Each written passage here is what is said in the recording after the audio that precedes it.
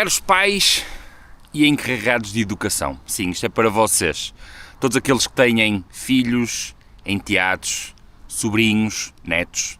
Isto é um vídeo que eu vou tentar passar-vos a oportunidade que é o desporto para vocês ajudarem essa criança que vocês têm em casa a tornar-se um adulto melhor, uma pessoa melhor, um profissional melhor, alguém independente, alguém que é capaz de ter as melhores ferramentas e as melhores possibilidades de vir a vencer na vida, alcançar o sucesso e a vir a ser feliz de forma independente. O meu nome é Pedro, eu sou treinador de ciclismo, sou treinador de desporto, trabalho com crianças já há uns 15 anos e isto é baseado em tudo que eu vi a acontecer, em tudo que eu li até hoje, em tudo que no fundo eu aprendi e que acho que de alguma forma cria aqui um modelo daquilo que eu considero que seria a oportunidade única. Sabem, é que o desporto é como vocês terem a melhor ferramenta para desempenhar uma tarefa. No entanto, vocês estão a perder a oportunidade por completo. É como terem uma chave de fenda com o melhor material, com a melhor ponta para desapertar aquele parafuso e, no entanto, vocês teimam em usar o cabo para tentar fazer isso e queixam-se das dificuldades que é. Isto é o Projeto Pedal. Sejam bem-vindos.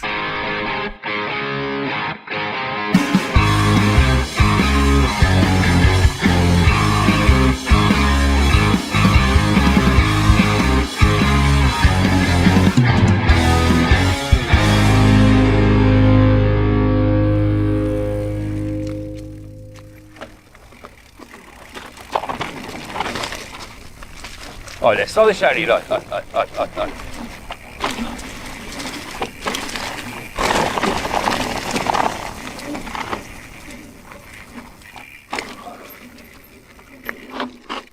Vamos então falar sobre a postura de meta. E a postura de meta, o que é? Não é nada mais, nada menos a atitude e a mensagem que nós passamos para os outros. E a mensagem que nós passamos para os outros é muito importante, está bem? Pousem as bicicletas. Vamos imaginar, vocês vêm os dois a caminhar aqui à noite, vocês vêm os dois a conversar aqui à noite, não é? E eu venho aqui do fundo, de carapuço, vocês não me veem a cara, mãos nos bolsos e venho deste lado.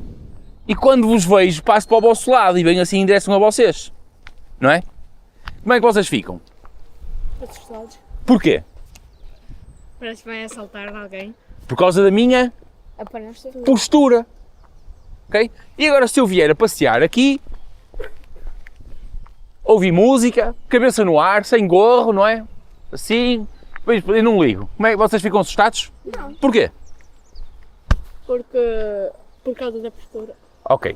Então o que é que isto significa? A maneira como nós nos comportamos, só a minha postura corporal, está-me a passar uma mensagem, certo? Certo. Fixem isto. A maneira como vocês põem o vosso corpo passa mensagens, está bem? De força. Então agora peguem nas vossas bicicletas. Vamos imaginar todos ali atrás. Aqui, esta linha é a meta, está bem? Eu vou chamar e vocês vão se bem para a meta. Eu sou o comissário. 33. E vocês agora imaginam que o Pedro também é chamado.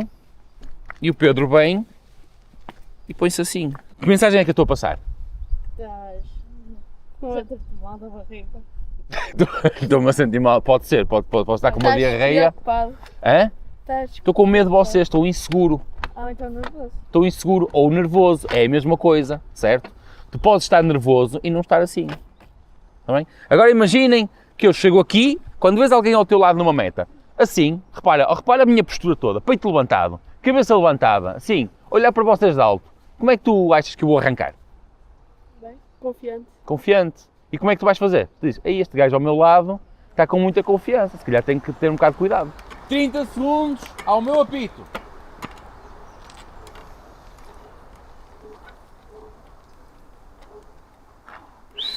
Para virmos a ser bem-sucedidos no desporto, seja que modalidade for, nós precisamos de 3 coisas: paixão, disciplina e genética. Na primeira, e agora vamos aplicar isto ao ciclismo, a questão da paixão, é nós simplesmente apaixonarmos pela bicicleta.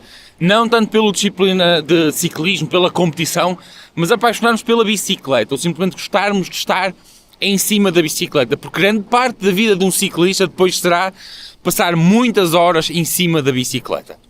Então eu considero que é importante as crianças simplesmente gostarem de estar a andar de bicicleta.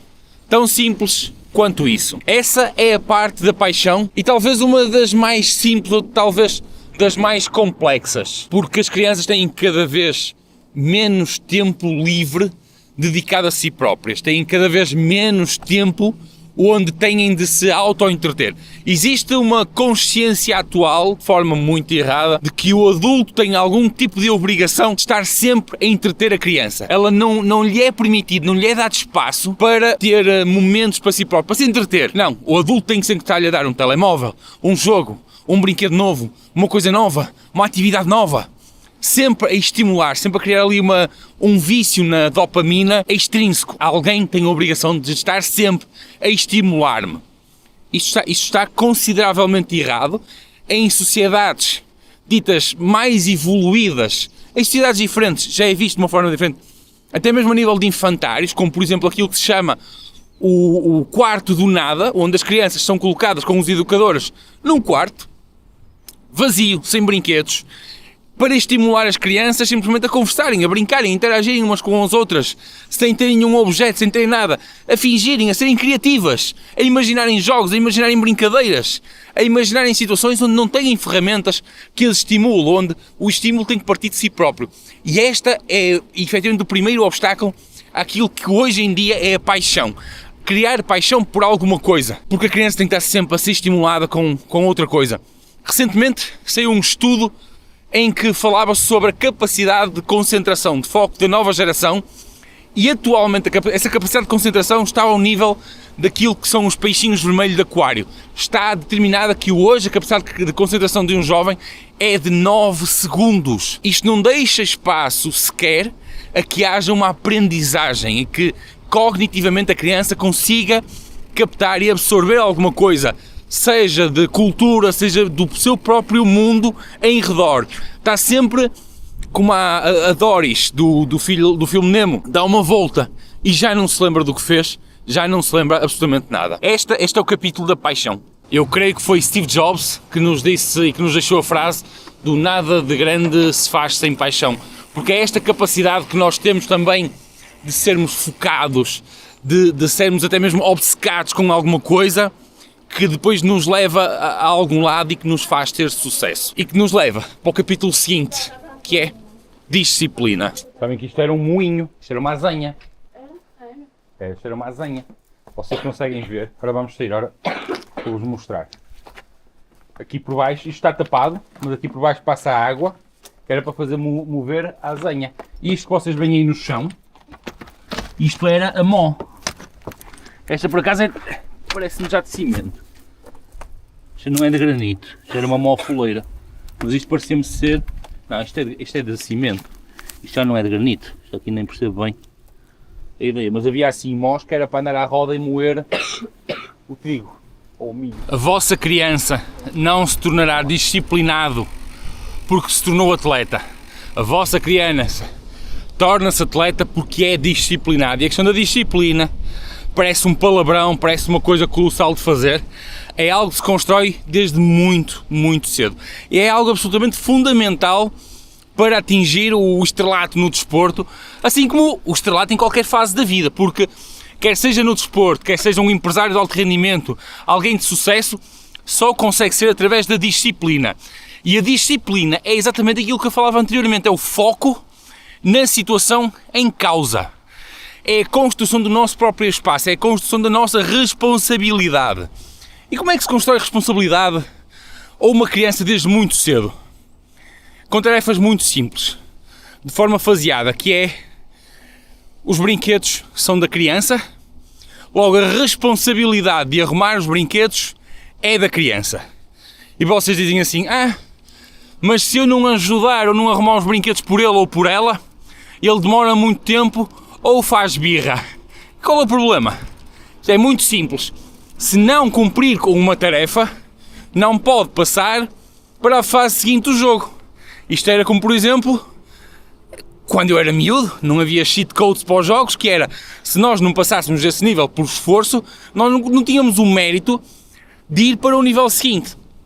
E na vida também podemos fazer isso. Algo que eu defendo sobretudo no início da adolescência, no final da infância e adolescência, é a responsabilidade do quarto. Manterem o quarto arrumado, começarem por simplesmente fazerem a cama. E fazer a cama parece que não tem importância, mas tem uma importância muito, muito grande. E uma vez mais, estão aí desse lado os pais, estão aí desse lado as mães a dizer: mas ele ou ela faz mal a cama. E qual é o problema? É muito simples. Começam por fazer mal, e ele vai ter que se deitar nela, mal feita. E uma vez mais, a solução passa por bónus, por benefício, ou seja, faz a cama as vezes que forem necessárias até ela ficar bem feita. Se não a fizer, não passa para os benefícios seguintes, não tem computador, não tem telemóvel, e vocês vão ver que se vocês próprios como pais foram disciplinados ao ponto de conseguir levar este desafio avante, vocês vão começar a perceber uma evolução significativa no comportamento da criança e do jovem e no desenvolvimento depois como adulto, que é a capacidade de nós lidarmos com a frustração, a capacidade de nós sermos capazes de nos dedicarmos a uma tarefa. Porque no que diz respeito depois ao esforço necessário para o exercício, para desempenhar, por exemplo, a tarefa técnica, o exercício técnico, isso é exclusivamente da competência da criança, do jovem, do atleta. Porque o treinador ou o pai não pode ir lá por ele e dizer: pronto, não estás a fazer a curva suficientemente rápida, deixa que eu vou e faço por ti. Não estás a meter as mudanças bem, deixa que eu vou e faço por ti. Tem que haver uma capacidade de foco, tem que haver uma capacidade de responsabilização aquele é o espaço do jovem, aquele é o espaço da criança e, portanto, ele é que é responsável por ele é que é responsável por ter uma determinada capacidade de concentração que o leve a ser persistente, a melhorar. Isto é disciplina. Nas categorias de escolas, a incidência dos treinadores, dos formadores, acho que nas escolas nem é tanto treinadores, é mais professores. A incidência do trabalho deve ser uma questão mais pedagógica, de ensinar a criança a lidar com o meio ambiente, a lidar com as regras. Embora nós não sejamos responsáveis por dar a educação, isso compete aos pais, nós somos responsáveis por formar a criança para participar naquele meio. E uma vez mais, o desporto é uma ferramenta do caraças para ajudar a formar a personalidade, para ensinar a criança a lidar com objetivos, para ensinar a criança a atingir objetivos, e todo o trabalho é envolvido nesse processo.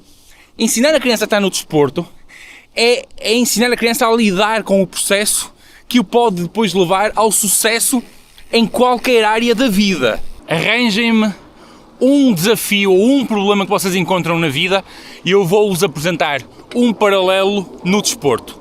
Isto só para vos fazer efetivamente compreender que aqueles que são ensinados a alcançar o sucesso no desporto são ensinados, são educados para alcançar o sucesso em qualquer área da vida. Eu acho que o desporto, nestas idades com que nós trabalhamos, com que nós gostamos de trabalhar, antes de preparar atletas, está a preparar pessoas, está a preparar seres humanos para depois alcançarem um sucesso profissional, sucesso emocional, porque acho que o sucesso emocional tem que ser alcançado antes do sucesso profissional. Uma coisa não surge sem a outra. Opa! E a genética? Ora bem, a genética, efetivamente, é aquilo que nos vai determinar se nós vamos ter verdadeiramente sucesso no desporto que nós queremos ou não. Mas a genética é uma verdadeira lotaria de mutações, porque no fundo é isso, é o que nós somos uma mutação constante. E a genética que nós vamos herdar dos pais, dos avós, vai determinar a nossa capacidade funcional para o desporto que nós queremos praticar. Nós não conseguimos transformar um sprinter num atleta de endurance e nós não conseguimos transformar um atleta de endurance num sprinter. Nós podemos encaminhar. A ciência está cada vez mais desenvolvida para nos ajudar a compreender fatores, mas não deixa só de ser isso. A ciência ajuda-nos a interpretar, mas depois a própria interpretação depende de cada um de nós. Nós temos, por exemplo, a Bíblia e até o Velho Testamento, que tem livros que foram criados para tentar interpretar coisas com mais de 2000 anos, que ainda hoje não existe efetivamente um consenso na interpretação das palavras que foram deixadas. E a ciência, apesar de muitos verem a ciência hoje em dia como uma religião, e uma religião é algo dogmático, que afirma e ponto final, está longe de ser efetivamente o que é que significa a ciência. A ciência é uma dúvida constante, a base da ciência é mantermos tudo na dúvida, mas no entanto nós temos que ir pegando naquilo que é desenvolvido pela ciência e construir a partir daí uma base para novas dúvidas, sempre desconfiando. A ciência dá-nos luzes, mas não nos dá efetivamente o caminho, mas ainda assim nós sabemos que a genética é determinante nas capacidades que nós queremos desempenhar. Mas também há uma coisa fundamental e por isso é que eu deixei a genética para o último. É que nós só conseguimos perceber a genética que efetivamente temos se pusermos trabalho em cima da genética. Nós podemos ter o atleta com a melhor capacidade genética do mundo para determinada modalidade, que se ele não tiver paixão e se ele não tiver disciplina, aquilo na verdade não lhe vai servir absolutamente para nada. Será visto como alguém medíocre ou uma mediocridade acima da média. Mas é isso. E por isso é que eu estabeleci esta ordem: paixão, disciplina, genética. Eu sou muito exigente ao nível do comportamento. Eu não estou aqui para lhes dar educação, mas eu também não posso permitir que algumas coisas aconteçam. Por exemplo, eu não posso permitir que um colega trate outro colega mal, e não me refiro colega a nível da própria equipa. Isso aí, então, é impensável. Eu tenho que ensiná-los a respeitar os adversários, a vê-los como colegas, a vê-los como adversários que os vão ajudar a crescer, a saberem estar no desporto, a respeitar a modalidade, a conhecer as regras, a saberem comportar-se perante as regras, a aceitarem o desafio da perda. Mas saber perder não é gostar de perder, são coisas diferentes. E é importante fazê-los compreender isso. É também importante nesta fase dar orientações aos pais e fazer compreender os pais que querer apressar as coisas não traz propriamente as coisas mais depressa. Muitas das vezes faz exatamente o oposto. Afasta-nos dessas mesmas coisas. E, portanto, o papel do treinador é de importância acrescida. Da mesma forma que um treinador pode ter um impacto muito positivo na vida da criança e na vida do jovem, também o treinador pode ter um impacto muito negativo. Como?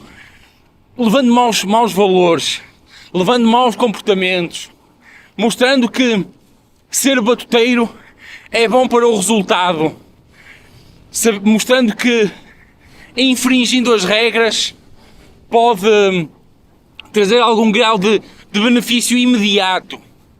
Já pelo contrário, eu vejo que um bom treinador ensina as regras e ensina como é que nós podemos usar as regras a nosso próprio favor, e ensina a ter comportamentos adequados, a ter ética. A ter ética nem sempre, em aquilo que eu vejo, é bom no resultado imediato, porque o outro tipo de treinador está cada vez mais presente, por exemplo, no ciclismo. Eu costumo dizer que o pessoal do futebol, e digo isto de uma forma pejorativa, está a chegar em força ao ciclismo. E vocês veem muito isso, principalmente nas escolas, nas camadas maiores das escolas, nos juvenis e nos cadetes. Cadetes já não é escola, mas vocês veem muito esse tipo de atitude por parte dos pais e depois a refletir-se nos miúdos dentro da própria pista. Infelizmente, esse tipo de atitude e esse tipo de ambiente já chegou ao ciclismo, já chegou ao BTT. Mas, meus caros, é importante também nós ensinarmos os miúdos a lidar com essas tipo de situações, porque nós vamos encontrar essas pessoas ao longo da vida em todos os sítios por onde nós iremos, exceto no nosso grupo de amigos que podemos e devemos filtrar. Como diz um youtuber brasileiro que eu antes seguia, e eu concordo plenamente, é: leão anda com leão, rato anda com rato. Se tu olhas à tua volta e os teus amigos forem ratos, meu caro, tu és um rato também. E portanto, andam tudo junto. É aquela velha expressão do diz-me com quem andas, dir-te-ei quem és. E como diz o Toguro ou Toguro, é aqui exatamente a mesma coisa. Leão anda com leão, rato anda com rato. Tu não podes dizer que és um leão e andas com ratos. Não, meu caro. Se andas com um rato, és rato. Não, meu caro. Se andas com ratos, tu és mais um.